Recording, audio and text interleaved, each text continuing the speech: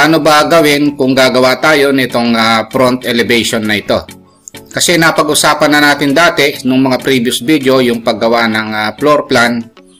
This time itong front elevation na ito yung gagawin natin. Step by step po nating pag-uusapan yan. Kaya lang mga boss, kung bago pa lang pala kayo sa maliit pa lang nating channel, huwag nyo po muna palang kalimutang pindutin yung subscribe. Pero isama nyo rin po yung like at saka notification bell. Okay, umpisahan na po natin yung topic natin. Para maumpisahan natin ito mga boss, ang gagawin natin, ikakopy lang natin itong floor plan.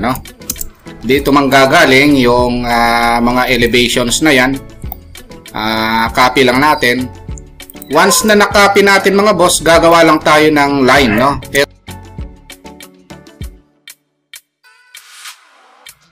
Ang gagawin natin, tapos step by step nating ipoproject yan.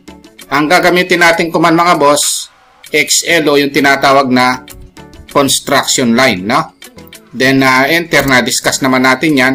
Yung vertical ang gagamitin natin. So lalapit tayo rito. Halimbawa, unahin natin yung firewall. O click lang natin. Click. Yun yan. Pagkatapos, ititrim lang natin itong baba. So, ito yung firewall, gawin ko lang layer na wall, Ngayon, ang susunod na gagawin natin mga boss, para step by step na hindi tayo malito, ito namang roof, Itong roof, ang gagawin natin, kukunin natin yung layer na roof.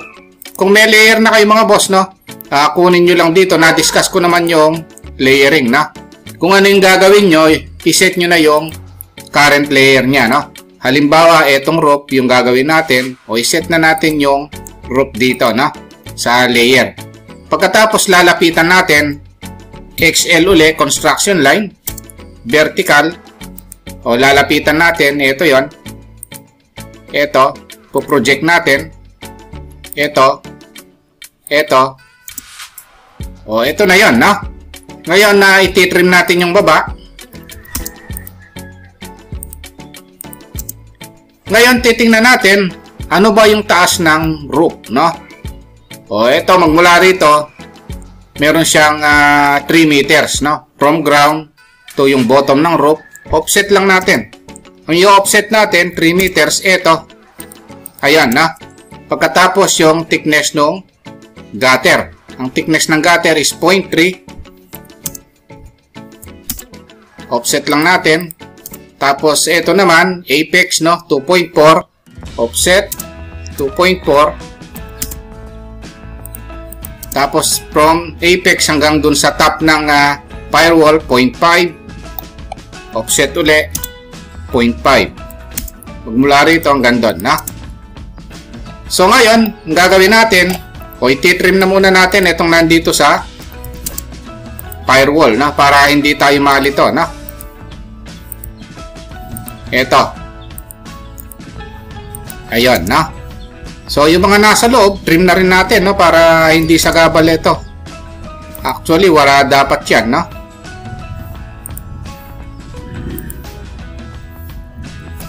Trim natin yan. O pagkatapos ito naman, dapat wall ito. NA, match properties na discuss naman natin.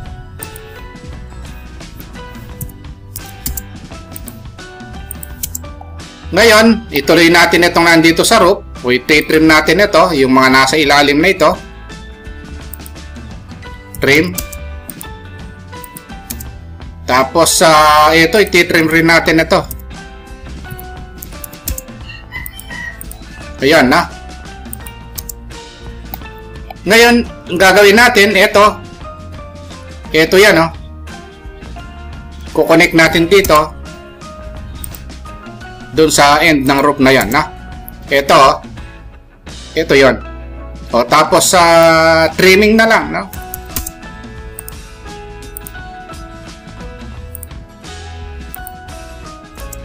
O erase na natin yon. O tapos sa match properties, na-discuss naman natin yung match properties. Ayun, no? Tapos i-copy natin ito. Mula rito papunta ron, no? Para meron sa kabila, mirror na lang natin, no? O, trim na lang natin yung sobra. O, ito na yung roof, no? Ayan. Ngayon, ang susunod na gagawin natin, yun namang wall, no? Yung wall, ito yon. O, punta tayo sa current layer na wall, no? Tapos lalapitan natin ito. XL or construction line vertical. O, yung makikita natin sa labas, no? Yun yung ipoproject natin. So, ibig sabihin, gamit na gamit yung construction line dito, no? So, ipoproject natin ito. Ito, hindi kita ito, no? Ang kita lang sa labas, yun yung pipik natin. Ito, hindi rin makita yun dahil nasa loob yun. O, ipipik natin ito. Ito. Tapos, ito, kita ito. Ito, sa kanan lang natin kukunin yon. Actually, pwede na natin kunin, no?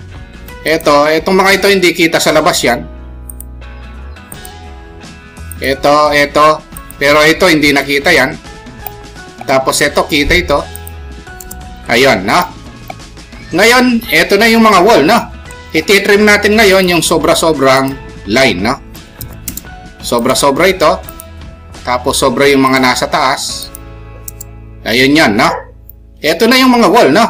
Ngayon, yung bintana. O, gaano kataas yung bintana? 0.9 tapos 1.2. Elevated siyang 0.9 tapos 1.2, no? Offset na naman. 0.9. Ayan, no? Tapos 1.2. Ayan, no? So, eto yon, no? Yung bintana na yan, no? Ayan, no? Tapos trim na lang muna natin.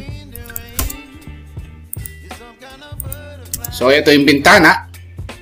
Actually, trim dapat din ito. O, ito yon, no? Yung doors and windows yan. DW.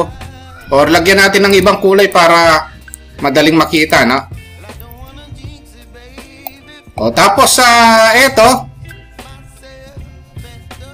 Window yan. Titrim lang natin. Na-discuss naman natin yung trimming, no?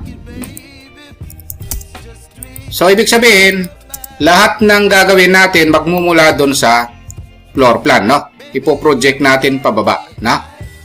Ngayon, subukan natin gawin itong poste, no? Yung column, kunin natin.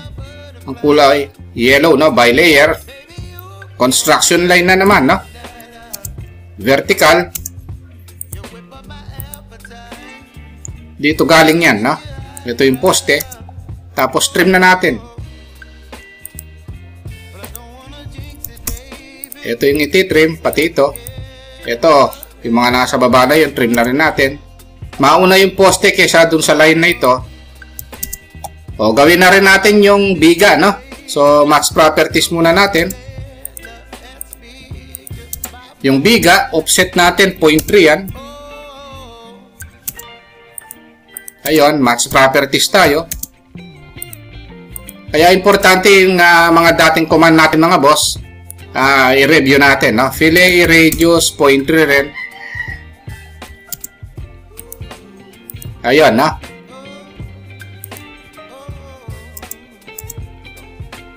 Fillet natin. O, tapos ito, yung mga line na yon nasa loob, mas una yung biga, no? Kaya ititrim natin yung mga nasa loob. Ayan. So, ayan, ganun lang mga boss, ha. Ituloy natin paano yung pinto, no? So, ito yung pinto. Pa-level yan ng bintana, no? Maglaline lang tayo rito. Trim. Tapos, bahin natin yung kulay. Or kung meron kayong layer mga boss, ha. Tingnan nyo lang dito. Kung ano yung layer, dagdagan nyo lang, no? Halimbawa, magdagdag ako ng layer, na-discuss ko naman yan. TW, isama na lang natin yung doors at saka windows, no? O tapos kulayan na lang natin ganito. Tapos set natin dun sa DW. Na-discuss naman natin yan. Rectangle.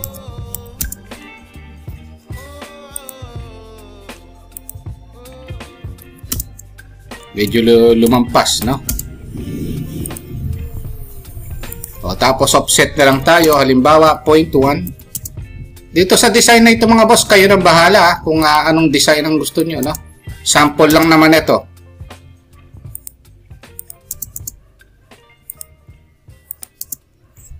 Sinimplihan ko na lang.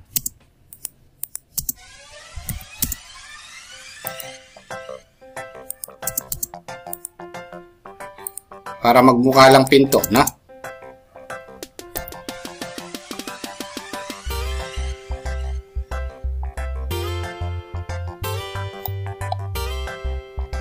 Trim.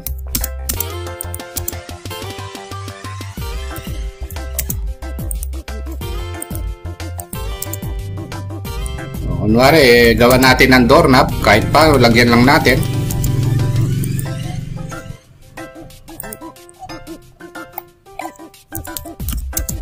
Para magmukhang pinto, kahit paano, designan natin, no? MI, mirror, no?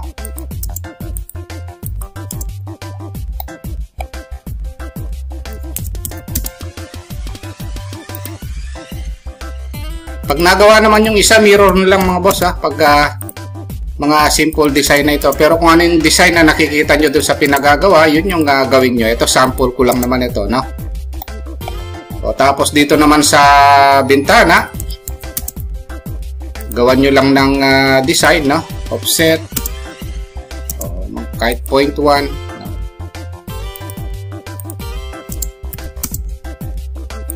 Tapos kung gusto nyong i-hatch mga boss, meron namang hatch, no? Na-discuss ko naman yung pag-hatch. Dito naman sa roof, subukan natin gawin yung ridge rolls, no? Offset lang tayo ng 0.1. Tapos trim na lang.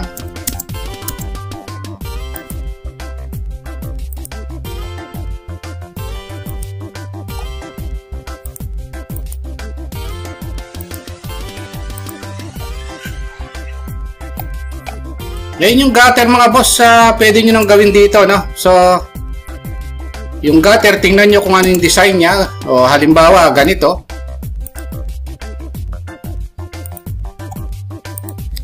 Kulay white ko na lang ito. Simplihan na lang natin. Halimbawa, 0.05. 0.05.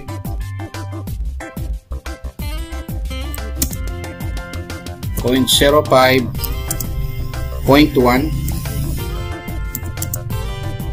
0.05,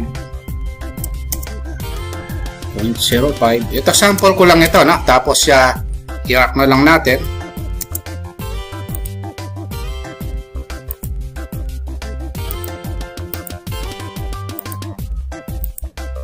Once nagawa naman yung isa, copy na lang, no? Tapos ito, copy nyo na lang.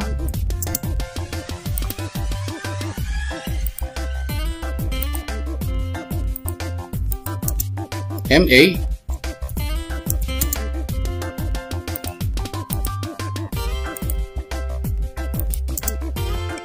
O dito naman, copy nyo na lang. Hawakan dito. Erase ito. Tapos kung meron siya sa kabila, mirror na lang, no?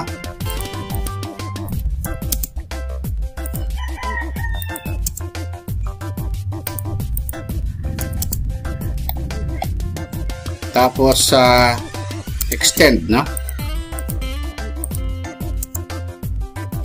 Ayun, so ibig sabihin mga boss, nanggagaling dito yan, no?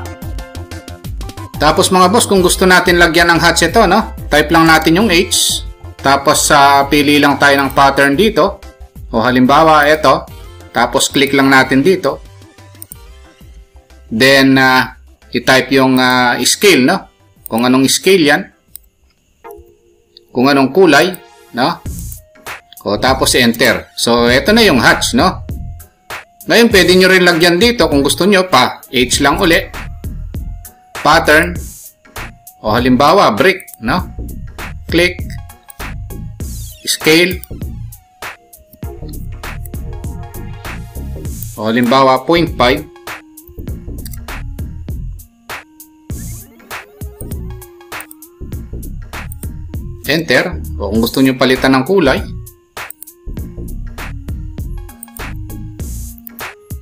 Basta yung gusto nyong i-hatch dito, i-hatch nyo lang, no? Na-discuss ko naman yung mga hatch. Tapos, lagyan nyo na lang ng dimension, no? Halimbawa, gusto nating lagyan ng dimension. Ito yung paglagay. Na-discuss ko naman yung dimensioning, no? Tapos, annotate, continue. Review nyo na lang yung dimensioning natin, no? Na-discuss naman natin yon. Tapos may mga text yan, no? So, kung meron na kayong text doon sa floor plan, copy nyo na lang.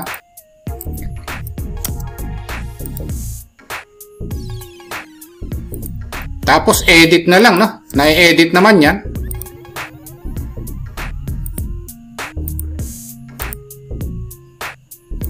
Okay, kung may kulang man ito, ituloy nyo na lang mga boss, no? At least binigyan ko kayo ng idea. Kung i-hatch natin ito ng solid, halimbawa H for hatch, no? Tapos may solid dito. Halimbawa, sinolid natin ganun, no? Ngayon, kung gusto nating nakasolid siya pero gusto natin na minsan ayaw nating makitang nakasolid siya, meron tayong command na fill, tapos meron siyang option na on at saka off, no? So, halimbawa, itatype natin, fill, ayan, na. Tapos, click natin yung fill. Tapos, kung titingnan natin dito mga boss, meron siyang on at saka off. So, naka-default siya sa on. So, ibig sabihin, yan ang nakikita natin, no, dito sa screen, no, ng AutoCAD. Subukan natin i-off. Pag in-off natin mga boss, hindi siya automatic na mawawala yung pagkakasolid, no? Kailangan nating i-regenerate yan or type natin yung regen, then enter, ayun siya, no? Pero ganun pa man, no, yung pagkaka-off niya, pwede nating ibalik, no? So, i-type lang natin, fill uli, and then pwede nating i-on. Ngayon yung pagkaka-fill on niya, hindi pa natin automatic na makikita kasi kailangan pa nating i-regenerate, no? Or i-regen natin. Then, enter natin. So, ito yon, no? Parang ni-refresh natin, kumbaga, no? Ayan yung fill on and off, no? So, ito mga boss, yung pagkakasolid nito, no? Madalas natin gamitin yan sa mga bakal natin, sa mga structural drawing, mga ganon, no? Ang susunod na pag-uusapan natin mga boss, no? Itong command na rectangle, no?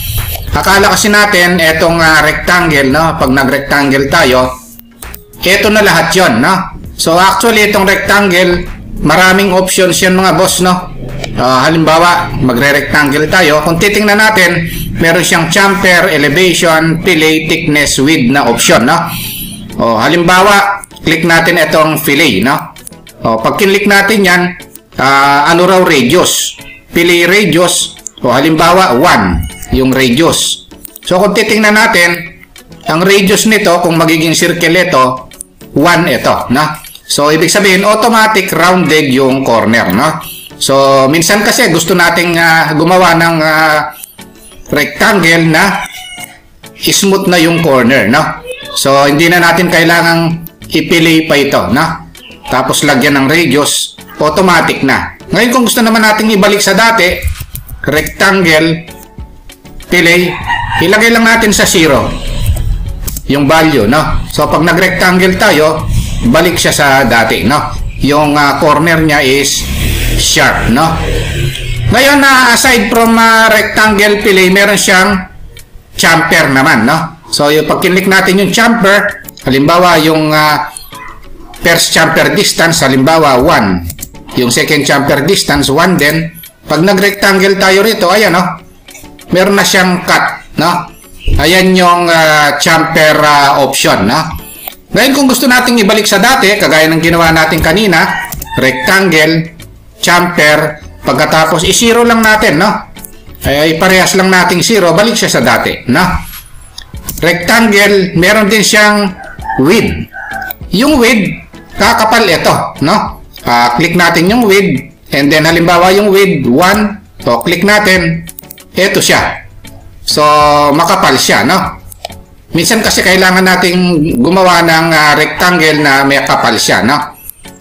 Kung gusto nating ibalik sa dati, yung width, ilagay natin sa 0.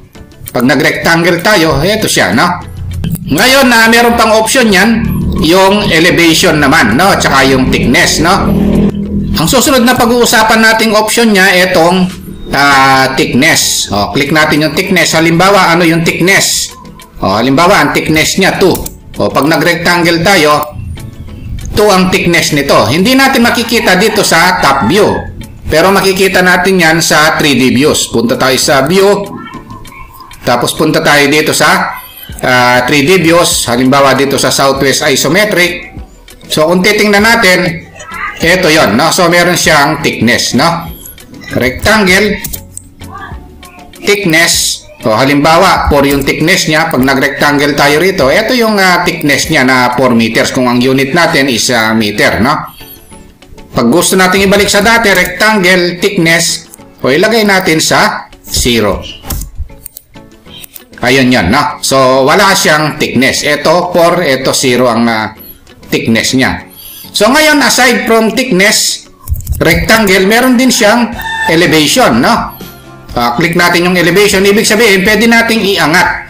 Halimbawa, ang elevation niya 5. Pag nag-rectangle tayo rito, ayun, nakaangat siya ng 5 meters, no? Ngayon, kung gusto na nating ibalik sa dati, rectangle, elevation, elevation 0, nasa ilalim siya. Ayan yan. Ito, nakaangat siya ng 5 meters, ito nakaangat siya ng 0. Ayan yung mga options ng rectangle mga boss at saka yung command na fill, no? Sa video natin ito mga boss, pag-usapan naman natin yung iba pang command dito sa AutoCAD.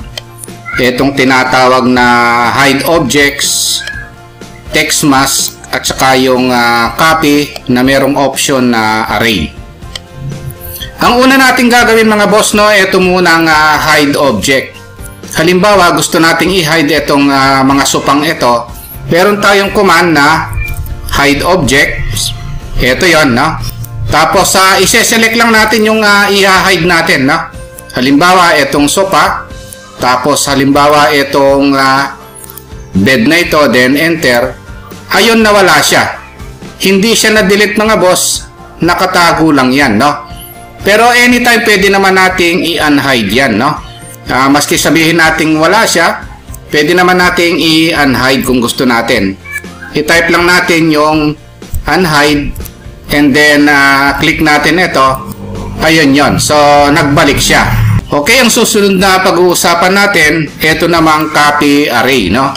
Halimbawa mga boss, meron tayong puting dito, no? Gagawa lang muna ako.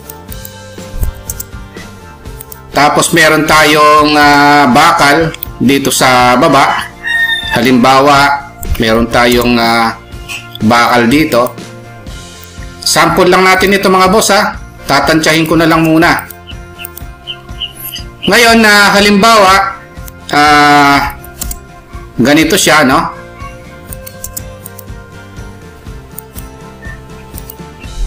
Tapos, i-mirror ko lang.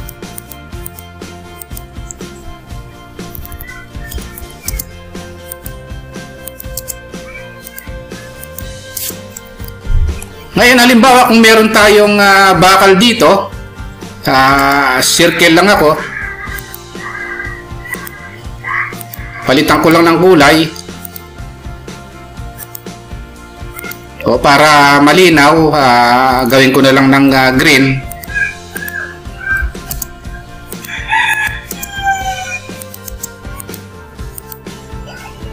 Tapos, i-hatch ko lang ito para medyo kita natin.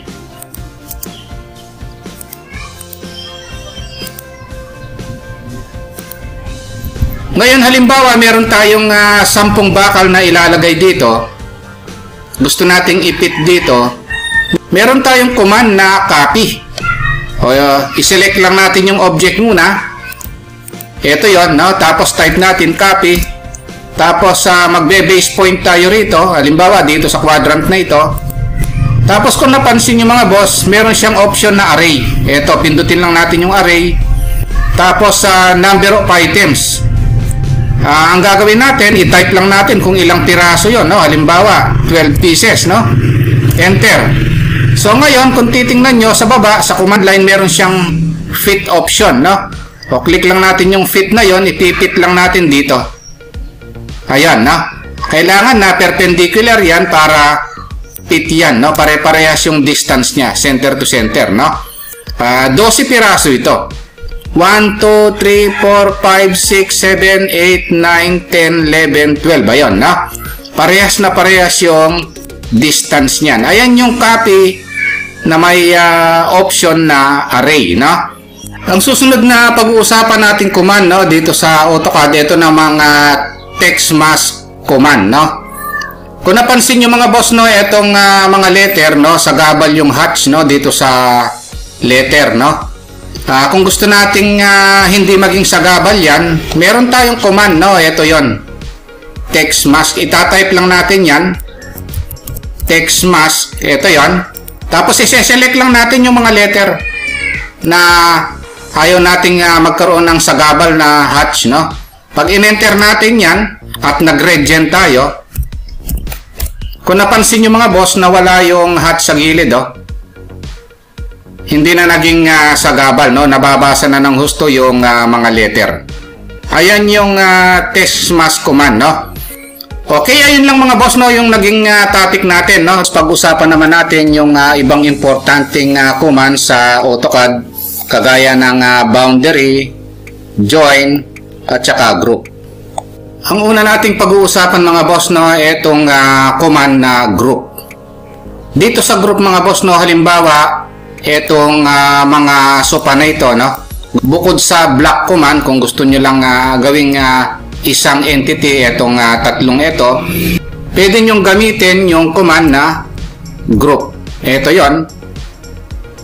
And then select natin itong mga ito, and then enter.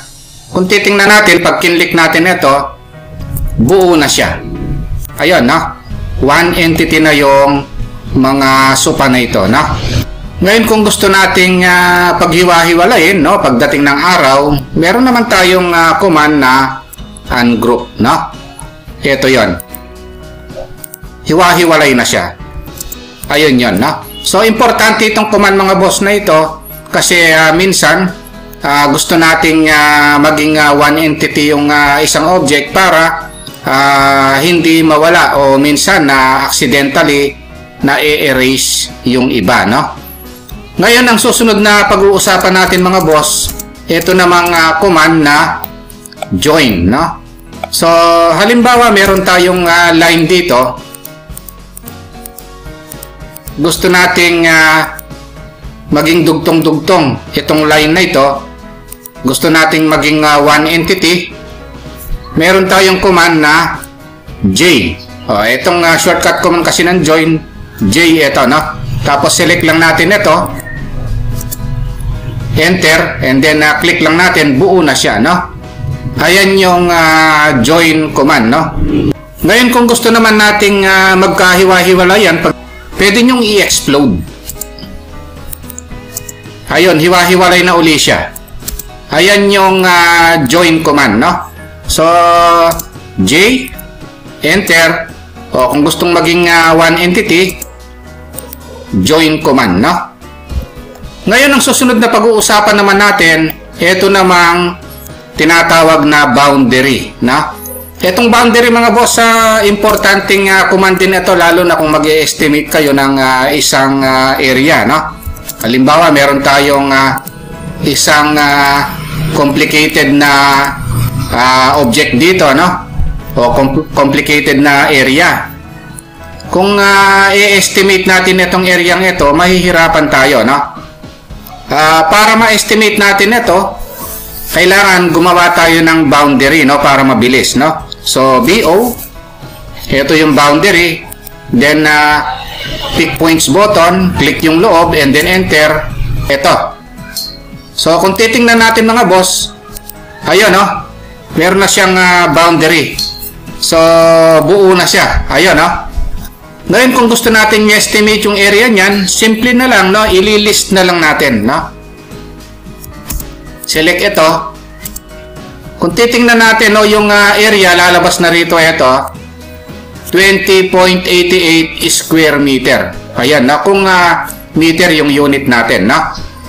Ang perimeter niya, ang haba niya, 19.63 meters naman. So, ibig sabihin, ito, ang haba nito is 19.63 meters, no? Which is, ang area naman nito ay 28 point something square meter, no? So, ililist na lang na pagka gusto nating kunin yung area. Ito yan, no? 20.88 square meter, no? Okay, ayun lang mga boss, no? Yung naging topic natin. Kung nakatulong itong video natin mga boss, no? Huwag nyo sanang kalimutang pindutin yung subscribe, no? Pero isama nyo na rin po yung like at saka notification bell. Thank you very much at God bless po sa inyong lahat.